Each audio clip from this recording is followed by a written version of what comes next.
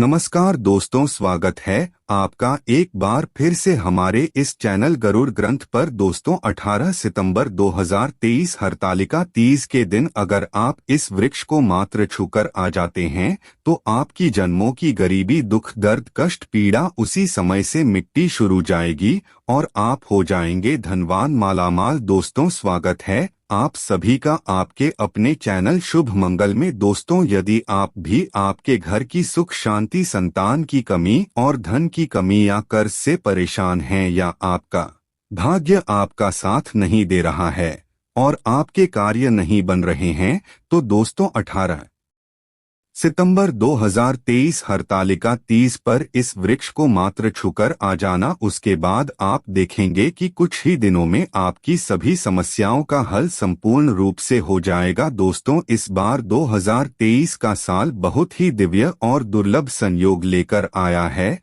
और इस बार 18 सितंबर को सबसे बड़ी तीज हरतालिका तीज बढ़ने जा रही है। और दोस्तों इस दिन राज योग, कालसर्प दोष के साथ साथ धन लक्ष्मी योग भी बन रहा है, जिसकी वजह से इस तीज का बहुत अधिक महत्व बढ़ गया है। इसलिए दोस्तों वीडियो को आखिर तक जरूर देखें और अगर आप भी अपने जीवन में महादेव की कृपा पाना चाहते हैं तो वीडियो को लाइक करके कमेंट में हर हर महादेव लिखना ना भूलें। दोस्तों भाद्रपद महीने के शुक्ल पक्ष की तृतीया तिथि को हरतालिका तीज का व्रत रखा जाता है। धार्मिक कथाओं के अनुसार माता पार्वती ने भगवान शंकर को पति स्वरूप में पाने के लिए इस दिन से ही तप की शुरुआत की थी। उनके कठोर तप से प्रसन्न होकर भगवान शंकर ने उन्हें आशीर्वाद दिया था, जिसके फलस्वरूप माता पार्वती ने उन्हें पति स्वरूप में प्राप्त किया।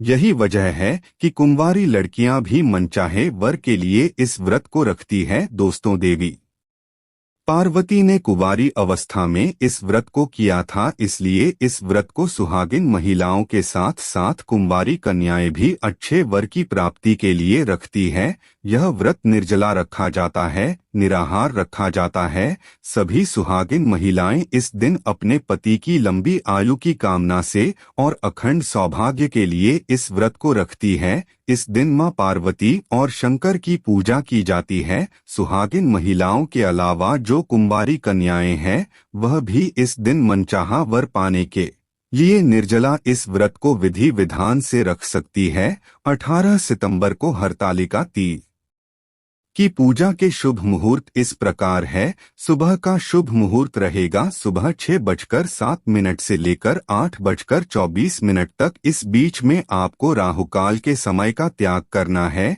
इसके अलावा सुबह 9:11 से लेकर 10:43 तक आप पूजा कर सकते हैं। दोपहर की पूजा का मुहूर्त प्रारंभ होगा दोपहर 3:19 से शाम 7:51 तक रहेगा। इसके अलावा प्रदोष काल का समय रहेगा शाम 5:39 से लेकर 7:09 तक। शाम को प्रदोष काल में की गई पूजा भगवान शिव और देवी पार्वती बहुत जल्दी स्वीकार करती है, इसलिए प्रदोष काल में आप पूजा जरूर करें। व्रत पारणा का यानी व्रत खोलने का शुभ मुहूर्त रहने वाला है 19 सितंबर मंगलवार की सुबह 6:18 से लेकर 8:02 के अंदर। आपको ध्यान रखना है कि हमेशा अगले दिन सूर्योदय के बाद ही व्रत खोलना चाहिए और व्रत खोलते समय आप लिक्विड चीजों का, पानी का या जूस का सेवन जरूर करें। उसके बाद ही कोई अन्य पदार्थ खाएं। दोस्तों हमारे हिंदू धर्म में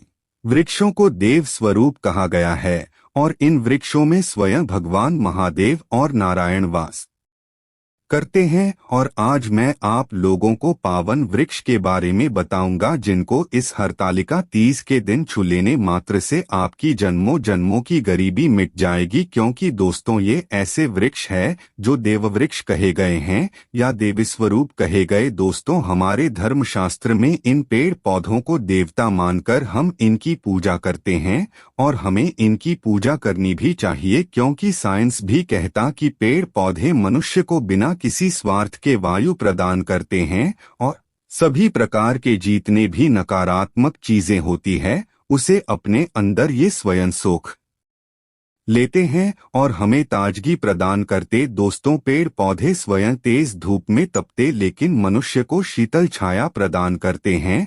तो दोस्तों, इस समय कुछ ऐसे पेड़ पौधे हैं जो हमारे धर्म शास्त्र में कहे गए हैं कि इनको छूने मात्र से व्यक्ति के बंद किस्मत के ताले खुल जाते हैं और व्यक्ति का सौभाग्य चमक जाता है। दोस्तों, हमारे धर्म शास्त्र में पेड़ पौधों को बहुत ही गुणकारी कहा जाता है। अनेक बीमारियों का उपचार पेड़ पौधों में छुपा है, जड़ी बूटी में छुपा है।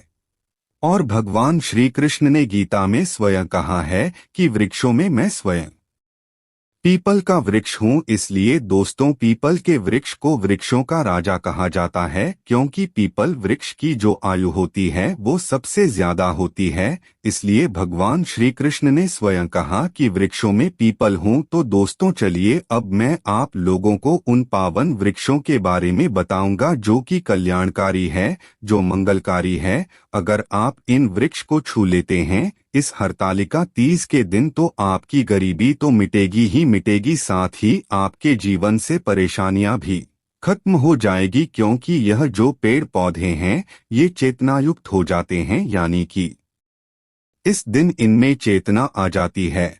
और हरतालिका तीज के दिन स्वयं भगवान विष्णु जी इन वृक्षों में करते हैं, इस वजह से इनमें शक्ति आ जाती है और ये पेड़ पौधे जागृत अवस्था में आ जाते हैं। दोस्तों, इस समय इन पेड़ पौधों को मात्र जाकर छूटे, खास करके जो देवी स्वरूप कहे गए यानी माता लक्ष्मी स्वरूप माने गए, भगवान विष्णु जी के स्वरूप माने गए हैं।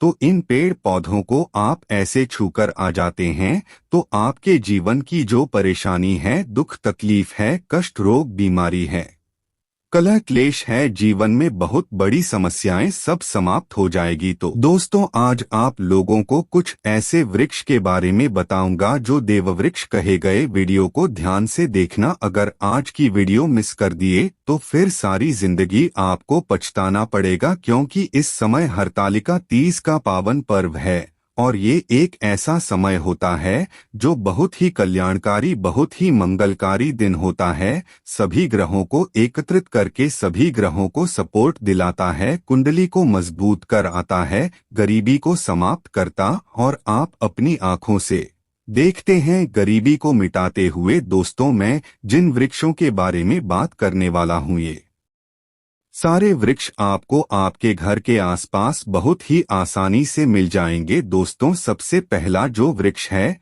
जिसे वृक्ष के बारे में मैं बात करने वाला हूँ वह है केले का वृक्ष। जी हाँ, केले का वृक्ष आपके घर के आसपास मिल जाएगा। इसमें स्वयं भगवान विष्णु जी, माता लक्ष्मी जी वास करती है। दोस्तों, आपको इसे खासकर हरतालिका तीज के दिन, चाहे गुरुवार के दिन हो, किसी भी दिन आप इस वृक्ष को छूकर आ जाए तो जीवन के कष्ट मिटाते तत्काल गरीबी मिटती है और सुख समृद्धि की प्राप्ति होती है। धन वैभव से आपका घर भर जाता है, आपके घर में तेजी से धन आने का स्रोत नजर आने लगते हैं, रुका हुआ व्यापार चलने लगता है, बंद पड़ी किस्मत भी साथ देना शुरू कर देती है और भाग्य आपका सातवें आसमान पर रहता है। बंद किस्मत के ताले खुल जाते हैं, जीवन में सफलता आपको जरूर प्राप्त होती है, कार्यक्षेत्र में भी आपको लाभ होता है। तो दोस्तों, आपको केले का शिक्षा आसपास मिल जाएगा, तो इस वृक्ष को, इस पेड़ को छूकर आ जाए। इसमें स्वयं भगवान विष्णु जी वास करते हैं। केले का पेड़ बहुत ही पवित्र माना जाता है। कहते हैं केले के पेड़ में अगर हरतालिका तीज के दिन अगर एक लोटा जल गुरुवार के दिन दिया जाए हल्दी चना किशमिश डालकर, तो जीवन में यश मान सम्मान की प्राप्ति और संतान की प्राप्ति होती है। अगला वृक्ष है दोस्तों तुलसी का पौधा। दोस्तों, तुलसी के पौधे को अगर आप छूकर आ जाते हैं तो जीवन के कष्ट मिटते हैं। इसमें भी माता लक्ष्मी का वास होता है। तुलसी के पौधे को छूने से भी आपकी गरीबी तत्काल मिटती है, महालक्ष्मी की कृपा बरसती है, घर से दुर्भाग्य दूर होता है। इसलिए हरतालिका तीज के दिन पीपल के वृक्ष के साथ साथ तुलसी का पौधा भी आपको घर के आसपास मिल जाएगा, या फिर आपके घर में लगा है तो सुबह शाम के दिन आप इन ही छूकर आ जाए और अपनी मनोकामना जरूर बोल दे। साथ ही अगर बेल का वृक्ष भी मिल जाए तो इससे भी छूकर आ जाए तो बहुत ही लाभ और कल्याणकारी है। इसमें स्वयं नारायण और माता पार्वती वास करती है। दोस्तों, बेल का वृक्ष भी बहुत ही शुभ है और शमी का वृक्ष भी छूकर आ जाए यह भी बहुत ही शुभ माना जाता है। इसमें भी सभी देवी देवता निवास करते हैं। साथ ही साथ नीम का पेड़ या फिर आम का पेड़ भी छूकर आ जाए गरीबी मिटती है। अब अगला वृक्ष दोस्तों पीपल का वृक्ष। पीपल के वृक्ष में स्वयं भगवान नारायण वास करते हैं, स्वयं भगवान विष्णु जी वास करते और माता लक्ष्मी जी वास करती है।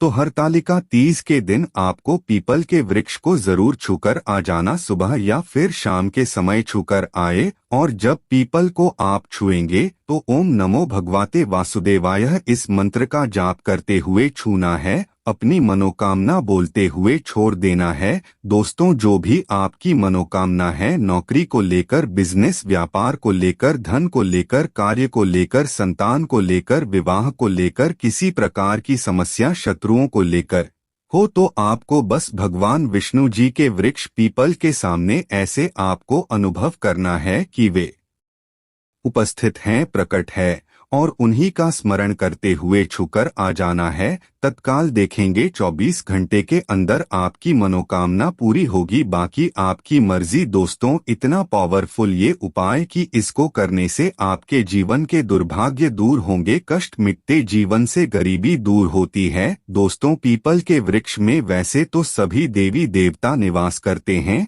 लेकिन हरतालिका तीज के दिन भगवान विष्णु और माता लक्ष्मी स्वयं निवास करने आती है बैकुंठ लोक से धरती पर।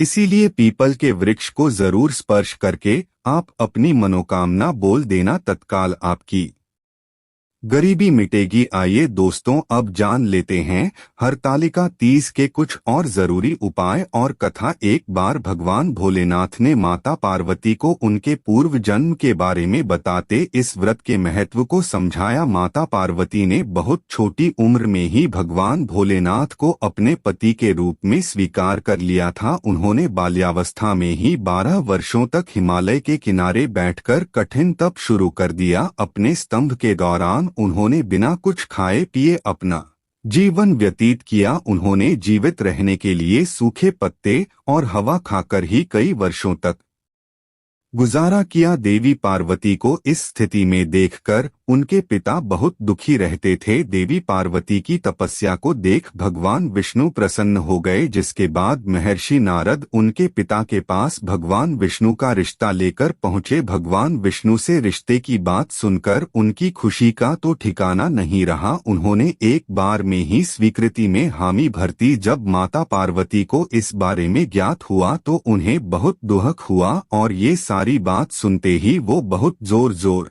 से रोने लगी और जीवन कहने लगी। यह देखकर उनकी सखी को आश्चर्य हुआ कि वे स्वयं नारायण से विवाह होने पर इतनी दुखी क्यों है। तब उन्होंने अपनी सखी को उत्तर देते हुए कहा, वे इतना कठिन तप और व्रत भगवान भोलेनाथ को पति रूप में पाने के लिए कर रही है, लेकिन उनके पिता उनकी शादी भगवान विष्णु से ही करवाना चाहते थे। तब उनकी सखी ने उन्हें वन में तप करने की सलाह दी। उनके कहने के अनुसार देवी पार्वती ने एक गहरे वन में पहुंच गई। वहां एक गुफा में बैठकर तपस्या करने लगी। उन्होंने स्वयं को पूरी तरीके से भगवान शिव की भक्ति में लीन कर लिया। भाद्रपद के शुक्ल पक्ष की तृतीया तिथि के दिन देवी पार्वती ने रेत से शिवलिंग रन बनाया और रात भर जागकर भगवान शिव की स्तुति की। माता पार्वती के इस समर्पण को देखकर भोलेनाथ प्रसन्न हो गए और उन्हें स्वयं को उनके पति रूप में मिलने का वरदान दिया। माना जाता है कि जो भी महिला इस दिन पूरे विधि विधान और श्रद्धा पूर्वक व्रत करती हैं, उन्हें इच्छानुसार वर की प्राप्ति होती है। इसके साथ विवाहित स्त्रियों को भी खुशहाल दाम्पत्य जीवन का सुख प्राप्त होता है। इसलिए हरतालिका तीज के इस व्रत को इतना महत्वपूर्ण बताया जाता है। तो दोस्तों, वीडियो को लाइक जरूर करें, कमेंट में लिखे हर हर महादेव। ओम नमः शिवाय। और साथ ही इस चैनल पर यदि पहली बार आए हैं तो चैनल को सब्सक्राइब कर लें और इस आइकन को जरूर दबा दें ताकि आपको हमारी हर वीडियो की नोटिफिकेशन समय समय पर आपको मिलते रहे। धन्यवाद। ओम नमः शिवाय।